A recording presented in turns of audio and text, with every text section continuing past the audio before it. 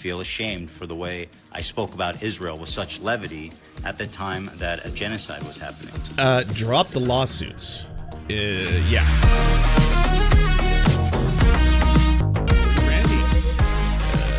H3H3 rebrand. Apparently his numbers are not doing great. He has lost tens of thousands of subs and wants people to return to the show, so he is announcing that he is being misconstrued by terrible people like the Majority Report, and he is now effectively going to be pushing back against that message. I came back to TikTok to defend myself against wild accusations, but I also came back because I want to apologize for things that I genuinely got wrong. For example, we're planning to go to Israel in June with my parents, and I'm actually really excited to go there. I want to show you guys how beautiful, how multicultural, how like free it feels for people, or just, it's a beautiful place. It is. It's one of the most diverse places I've ever been. Looking back, I definitely feel ashamed for the way I spoke about Israel with such levity at the time that a genocide was happening. I completely understand why people could watch this clip and judge me harshly for it. I want to apologize to anyone in the Palestinian diaspora or anybody that's been affected by this war that felt that I was trivializing the suffering, the horror that you've gone through. And for that, I deeply am sorry, and I'm ashamed of this clip. I came back to TikTok to defend myself against. What are the things you can do? Because, you know, obviously if you're on the left, you believe in rehabilitative justice, and you know that no one is without sin. All of us have done terrible things in our past, or have said terrible things, or have advocated for terrible things. So if you're coming forward and you're being like, it was really bad of me during a genocide to try and advocate for, you know, Israel proper, as he called it, some kind of like utopia, very multicultural, where everything is wonderful, even though, you know, that is coming at the cost of there being, say, an open-air prison in Gaza where people were suffering immensely prior to, again, the active military genocide campaign that is taking place. Instead of just being like, I'm sorry, and I shouldn't have said that, you could educate your audience, because there's a large portion of your audience who still believes a lot of the propaganda that you've been pushing for a really long time. You know, starting to, you know, he did an entire H3H3 episode where he was basically doing Nakba revisionism. You'd have to undo a lot of that damage, because again, there's a lot of people who in your audience are going to now believe that a large part of the reason why, you know, so many nations were attacking Israel was because they hated Jewish people, which is one of the things that you were kind of promoting. There was all these Arab states, and all these Arab states were banding together because of their hatred of Jewish people to attack Israel, which is why Israel had to defend itself, which is why Israel eventually had to go to such extremes as forcing all of these Palestinians out of their homes and forcing them into other parts of the strip of land known as the Gaza Strip, which some people are calling the Nakba, but ultimately that was because, again, it was a defensive measure. All that kind of stuff is very damaging. So rather than just being like, I'm sorry, that was a terrible thing for me to have promoted the very idea of Israel proper during a genocide. You could be like, I'm going to now be working consistently using my platform as it is to bring attention to this, as well as to, instead of fundraising money for an organization that a lot of human rights organizations has said is currently doing torture, as in they are actively taking a starving population and putting them in very, very distressing and uncomfortable positions where they have to literally fight each other for food and then executing them. Instead of promoting that organization and fundraising for that organization and saying that this is where you're going to be putting you know, a lot of money and effort and focus, you could start revealing how horrifying and grotesque that organization actually is, and working towards that could be a start there. Seen videos about how I'm a Zionist, I'm a Jewish supremacist, I'm Islamophobic, that I support Israel's actions in Gaza, and many more claims. I want you to know that these claims are not true. This is a force that's going to help end the war, not fucking keeping hostages and underground and like sending, just continuing to provoke Israel to attack them. And putting fucking like military complexes under hospitals. You know, Hamas's design from the beginning is to get as many people killed as possible. If there's a state of Palestine, it makes sense. But if you're in one state, all that's going to happen is like everybody is trying to bring as many people there as possible. And like by the time there frankly are a lot of Palestinians, right, in the area. And once the Palestinians outnumber the Jews, basically, anything is fair game for the Jews. Anything. But I actually need to say that this is not a good post to like. From the river to the sea literally is saying that we need all of Israel must be ours. See, I think that's part of the problem is that people don't necessarily understand what some of this stuff means. Yeah. Like Olivia probably doesn't even know what from the river to the sea reference means. No. And I see that a lot. But people who don't know what it means all of the Jewish people will probably die. Listening.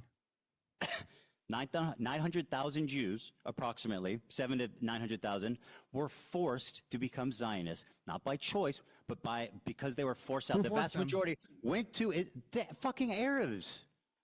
The anti-Semitic Arabs. There you go. What? This is what I was talking about, the Gaza Humanitarian Foundation.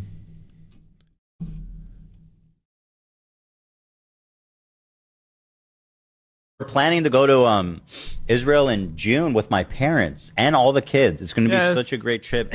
And I'm actually really excited to go there. I want to show you guys. You haven't been there in so long. It's been a long fucking time. What I want to do is show you guys how I see Israel, because you don't see that when you listen to Hassan and you hear all these fucking mega lefties talking about it like it's some super racist,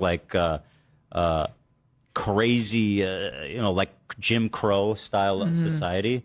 Like, I can't wait to show you guys how beautiful, how multicultural, how free it feels for people, or just it's a beautiful place. It is. It's one of the most diverse places I've ever been. I mean, Hamas could have ended the war anytime, too. How could have Hamas ended the war? By leaving, by releasing the hostages? No, listen. Israel has said time and time again that the release of the hostages is not going to end their assault on Gaza. They have said this over I don't believe and that's, over and over. I haven't seen those statements. I've seen the opposite. I believe that Really? You really haven't seen those statements? No, I haven't. I'll review them. I mean, it depends when it depends when they were made, too, right? Like, what's in response to? At any time. At any time they could have done that. What has Hamas done to end the war? Hamas offered what have the they done to end hostages the war? early on to say Hamas offered all the hostages in agreement in response to Israel not coming into Gaza. I mean, there's just to defend Israel's actions that didn't happen as either. being inevitable. Like, when do you think they should have ended it? When do you think they should have ended it? So who have ended what? You've asked me the question, what should have Israel done? You tell me what they should have done. Do you think what they've done is right? Well, I've clearly stated no, Sam. Okay, so tell me what they should have done. Yeah. So, I mean, obviously, hindsight is a beautiful thing, but in my opinion, like you said, I think some more specific strikes. I think more moving slowly, because as you kind of pointed out but didn't really acknowledge. When do you think they should have ended? Do you want me to answer?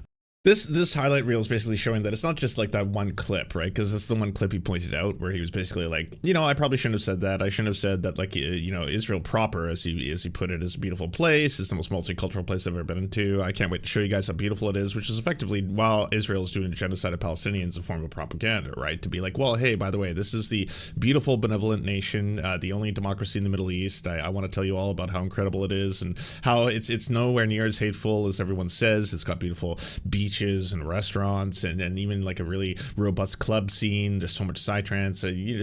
I'm putting words in his mouth, but I'm just saying this is what that effectively is doing in terms of like, hey, by the way, rather than at this point, unifying the world, which is happening already organically under the idea this nation, Israel, is committing horrifying atrocities, doing a genocide, trying to exterminate Palestinians off the face of the earth. I want to do a complete kind of like, rehabilitation of their image by traveling there and showing it to all of you. And that's the clip that obviously he's trying to apologize for on these TikToks as part of the whole H3H3 rebrand. But the point I'm trying to make, and what this video is trying to highlight, is that that's one of just so many things, right? Like, if at this point you are effectively, and it's not a bad thing, by the way, it would be a wonderful thing if Ethan Klein and H3H3 want to undo the damage that they've been doing for the past couple of years. And hey, if you want to keep Hassan out of the entire thing, because there's just no way, like, hell will freeze over before you ever admit you were wrong in relation to this consistent vilification of Hassanabi, fine. This is not about Hassanabi. Who gives a fuck? It's way more important that the H3H3 podcast and their audience, which is still significant, starts to actually work towards Palestinian emancipation. So who gives a fuck about any fucking streamers, their audiences, their egos, all that kind of stuff? We can just fucking completely compartmentalize that and put it off to the side. But the beginning would be, hey, it's not just one little clip.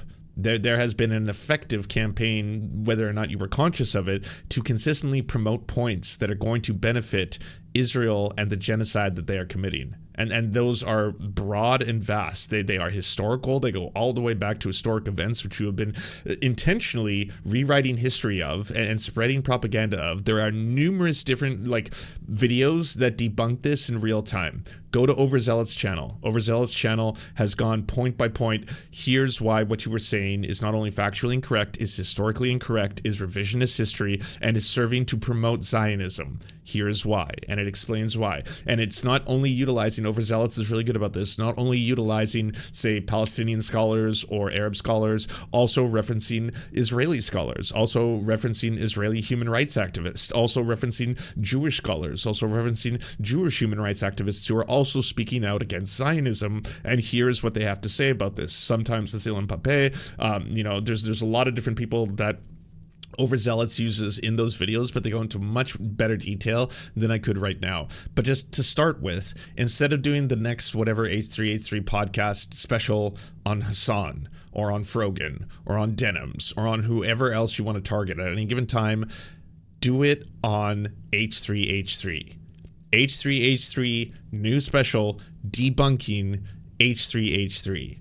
Do an entire 2 hour on that. Just go point by point. You can go video by video. You can go, hey, here's exactly what we were stating. Upon second, glance, I can now see that this is 100% factually incorrect. This is ahistorical. This is revisionist history. This helps promote, again, very, very horrifying narratives that are going to justify, again, the mass starvation of children or the mass execution of children. That was incredibly wrong of me. I don't even think the whole thing has to be filled with, and I apologize.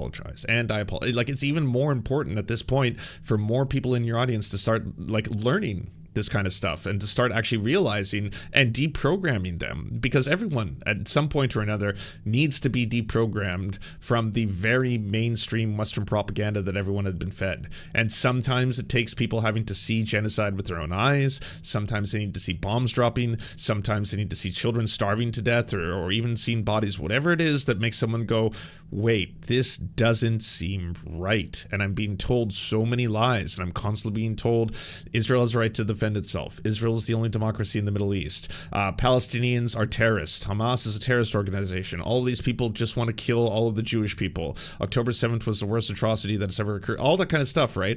This is being done to justify and prolong, again, this mass starvation and this extermination of an entire group of people, which is now being recognized not only by every single human rights organization internationally, including ones in Israel like B'Tselem, but now the new UN report, which classifies what Israel is doing as a genocide. So we've reached that point where a lot of people, I think, whether or not they want to admit it yet, are starting to realize, holy fuck, I can't believe that I had been supporting this for so long, including a lot of these so-called centrists and libs on the internet. Your Destinies, your Loner Boxes, all these people who for a long time have been I'm very critical, whether I want to say it overtly or I want to put it into my content, but I'm critical of what Israel's done. I will call out the occasional war crime when they commit one, but I also want to say that you're not getting the full story, and I'm going to both sides a lot of these issues, and I'm not going to use the term genocide because I think genocide is a very loaded term. I think it's very, very important that we don't just simply classify anything we disagree with as a genocide, because it is, again, the highest crime that humanity can commit. So at this time, I'm going to stay reserved on how I actually report on this, but I am going to point out occasionally, this is when they did something bad, this is when Hamas did something bad, this is when Israel did something bad, this is when Hamas did something bad, and I'm going to keep on doing that while at the same time, this is again justifying and prolonging the extermination of an entire group of people. So that's why I'm sure a lot of people on TikTok who might have seen that first video and might have hesitation or might have doubts or might be sitting there right now being I don't know how I feel about this. Because it would actually be a wondrous and great thing and a beneficial thing if the H3H3 podcast, Ethan Klein, came forward and stopped dedicating just endless content to being I hate Hassan. We know that. That's okay. Cool. That's clearly a core part of your personality. You hate Hassan. A lot of people on the internet do. That's who you're all about. but you've kind of transformed that hatred of Hassan into all the things that, like, I also hate the things that he seems to be advocating for or standing up for. And that's why I'm going to continuously make content about him. Here's another time. I don't know if you all saw this, but I guess the guy is supporting terrorism because I think he may have interviewed a terrorist. And I don't have direct evidence that this person that he interviewed was in fact a Houthi pirate. I don't have actual evidence that this person whom he interviewed actually is actively involved in, you know, kidnapping boats or forcing people at gunpoint to have to, you know, take their possessions or anything like that. But I am going to tell all of you that he's a terrorist supporter, and distract you with that. And while, like, this is happening not just by Ethan Klein, this is happening by a lot of media figures who will spend hours upon hours wanting to get us all to sit there and debate whether or not was it Israel that bombed that hospital, or was it Hamas?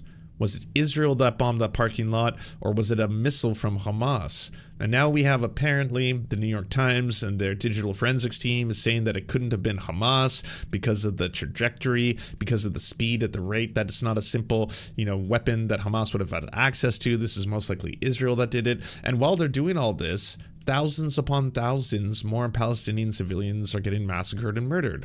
Every minute that we spend not applying every single form of pressure that we can on Israel to stop the mass starvation that they are committing is another day that another child dies, that another child starves to death. Like, apparently every single day a schoolroom full of children is massacred by Israel. Because, again, not enough international pressure is being applied, and not enough fucking so-called key allies are actually cutting Israel off. All of the nations that have come forward that are now wanting to give themselves little liberal taps on the back because we are now going to recognize the state of Palestine with terms and conditions, but we're still going to do that even though you've been saying for years that you believe in a two-state solution. Australia, France, Canada, Germany, like all these nations, you've been saying for a very long time, Portugal included, Spain, like all these nations now that are like, we recognize the state of Palestine.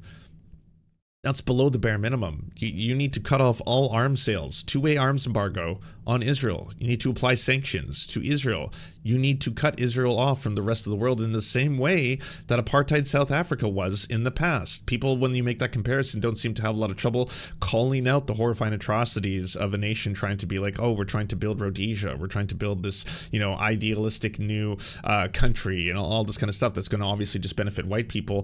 That people will call that out and effectively be like, it's a really good thing that apartheid ended. It's a really good thing that there was a boycott and divest and sanction movement done internationally to apply pressure to the government in power there at the time. And maybe we should be doing the same thing in this case, rather than arming Israel, rather than supplying weapons, rather than selling weapons, rather than, again, maintaining the strategic partnership that the West is unable to quit. It seems like they're so addicted to that, even though their populations are not. Like, you know, the majority of Canadians wanted there to be a recognition of the state of Palestine prior to Mark Carney doing his half measure. You know, there's a lot of nations where it seems like the politicians are so out of touch with the will of the people, and it seems to be consistently happening.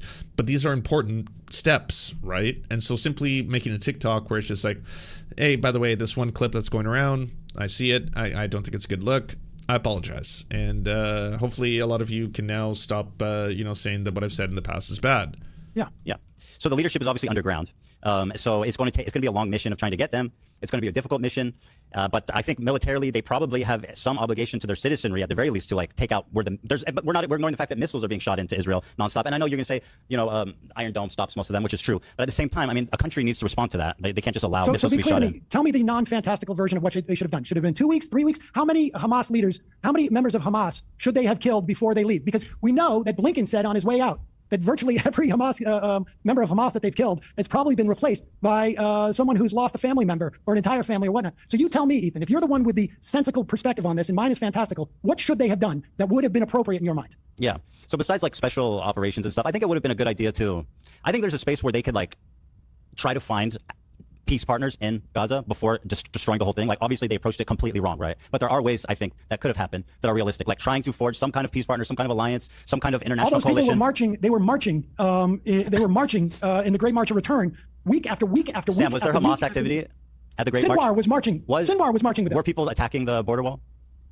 During the Great March of Return, the first dozens of these things before the snipers? No, they weren't. So they're with the people for peace. There was Hamas activity. They were attacking the fence. They were like trying to cross the border. They were but not attacking militants. Militants were trying to cross the border. You're telling me that in the first dozen of these marches, there were people attacking the fence? Correct. Okay. Yeah, but I mean, again,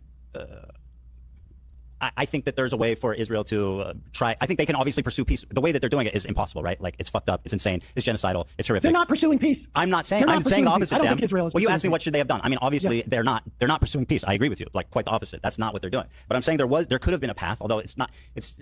I think, unfortunately, I think their response was inevitable based on everything that happened. You think it was inevitable that they would kill these many people and they would use food supplies as a weapon, that they would have leveled hospitals and universities and 80-90% of the homes? I mean... The other thing is drop the lawsuits. Yeah, the lawsuits right now, the frivolous ones against Denims, Casey Tron, Frogan, drop them. You can do that. I know it's going to require a huge, like, you know, this was actually really wrong of me to have done in the first place. And, you know, that's going to be a very, I'm sure, expensive and embarrassing thing to have to admit to.